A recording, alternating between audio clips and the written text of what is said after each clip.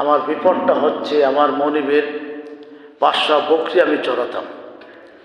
এই 500 বকরি চলাকালীন অবস্থায় আকাশ থেকে ঝড় এবং এত বৃষ্টি, যে বৃষ্টির কারণে ওরা সব পালিয়ে চলে গেছে। আমি খুঁজে পাচ্ছি না। আমি খুঁজতে 499টি বকরি আমি খুঁজে পেয়েছি, একটি বকরি আমি খুঁজে পাচ্ছি না। সেই বকরি যদি আমি না পাই তাহলে আমার মনিব, আমার মালিক আমাকে বের করে দেবে, আমার চাকরি আর থাকবে না। আর এদিকে আল্লাহর নবী হিজকিল আলাইহিস সালাতু ওয়াস সালাম তাহাজ্জুদ নামাজ আল্লাহর কাছে দোয়া করেছিলেন, আল্লাহ এমন একজন নেতা তুমি আমারে দিয়ে দাও যে নেতার দ্বারা আমরা দীর্ঘদিনের শোষণের হাত থেকে, জুলুমের হাত থেকে রক্ষা পেতে পারি। সঙ্গে সঙ্গে আল্লাহ তাআলা দোয়াটা কবুল করলেন। হযরত জিবরাইল আলাইহিস সালাতু ওয়াস সালাম হিজকিল আলাইহিস সালাতু ওয়াস সালামের কাছে 3.5 হাত লম্বা একটা লাঠি দিয়েছিলেন। আমরা সকলে বলি সুবহানাল্লাহ। একটি টুপি দিয়েছিলেন, যে টুপিটা এখনো পর্যন্ত আরবের জাদুঘরে আছে। এই টুপি এবং একটা লাঠি দিলেন। হিজকিল আলাইহিস সালাতু ওয়াস সালাম বললেন, আমি এই লাঠি দিয়ে কী করব? উনি আল্লাহ তাআলা বললেন যে সকালবেলায় একজন আগন্তুক ব্যক্তি, লোক তিনি আসবে, তার সমস্ত শরীর মাথা থেকে পা পর্যন্ত মেপে দেখবা, যদি মিলে যায় তাহলে ওই লোকটা হবে সেনাধ্যক্ষ, সেনানায়ক, একজন নেতা হবে। আর ওই নেতার দ্বারাই একজন সেনাপতি থাকবে, সেই সেনাপতির দ্বারাই এই মিশর বিজেতা হয়ে যাবে। জোরে বলুন সুবহানাল্লাহ।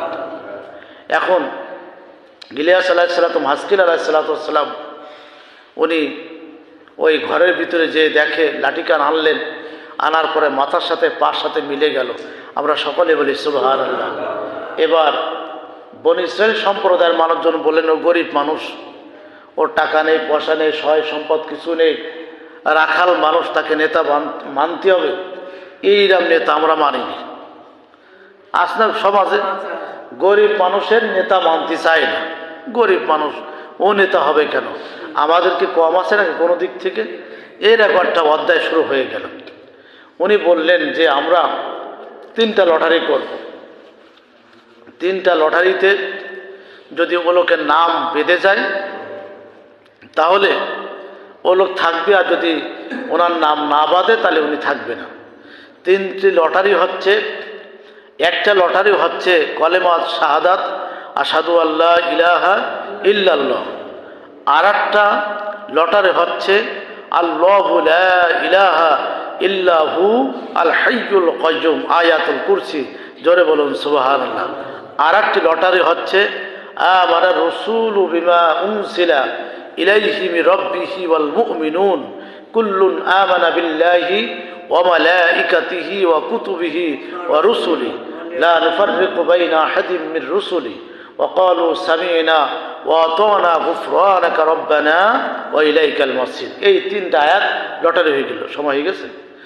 এই ছাড়া আজকের আলোচনার ভিতরে আরেকটা আলোচনা আছে, আয়াতুল কুরসি। আয়াতুল কুরসিতে আল্লাহ তাআলা 10টি অহংকার করেছেন। আল্লাহ তাআলা কখনো ঘুমান না, এ ধরনের ব্যাখ্যা আছে। এরপরে আজকের আলোচনায় সেই 4টা পাখির ঘটনা আছে, যে ইব্রাহিম আলাইহিস সালাম 4টা পাখি জবাই করেছিল, ছিন্ন ভিন্ন করেছিল। এটা একটা আলোচনা। আজকের আলোচনা আর একটি বিষয় হচ্ছে পবিত্র আল কোরআনের সবচেয়ে বড় আয়াত সূরা আল বাকারার 283 নম্বর আয়াত।